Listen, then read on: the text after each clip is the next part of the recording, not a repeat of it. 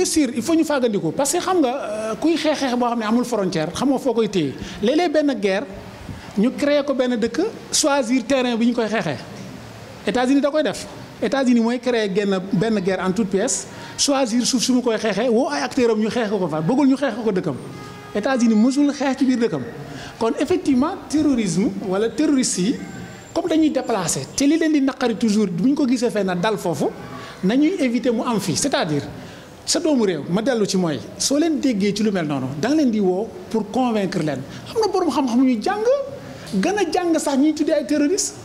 ñooñu da nga leen di woo benn cadre ngay créer cadre spécial boo xam ne dañuy spécialisé wu ci mouvement yi ni ñuy développé maanaam idéologie nan lay juddoo ci nit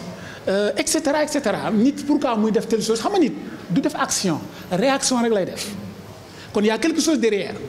maintenant bu loolu amee ñu am cadre concertation boo xam ne dañuy jéem a rassembler suñu doomu réew yi nga xam ne dem nañu cause bi xamuñu lan la ndax mer la wala bëgg xaalis la wala dañu am conviction ne dañuy dem jihaati ñu toogal leen ne leen ne xeex bi laajatul dóorante jaase xeexu idéologie la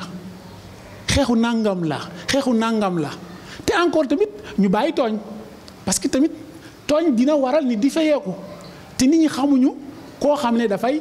tooñ kuy fay la ñu xam ma jox la exemple Charlie Hebdo mais xëy di xas yonent goo xam ne mooy yonent ñëpp sax faf ki ko doon tooñ sax xamul ne yonentam la mais loo ci gis mënoo téye nit ñi moo tax dañu naan la koo xam ne kii du bàyyi tooñ musiba buy ñëw du dal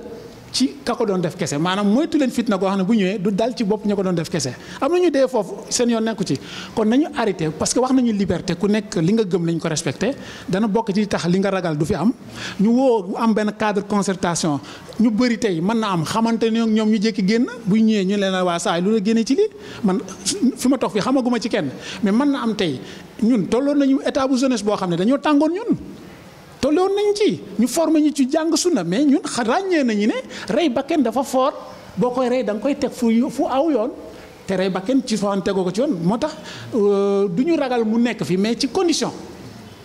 du xeexe ko nii moo ko fii jëlee nañu toog waxtaan ñu ni neen la koo ci gis baayam mu nga askanoo Tiwaawan wala Touba wala feneen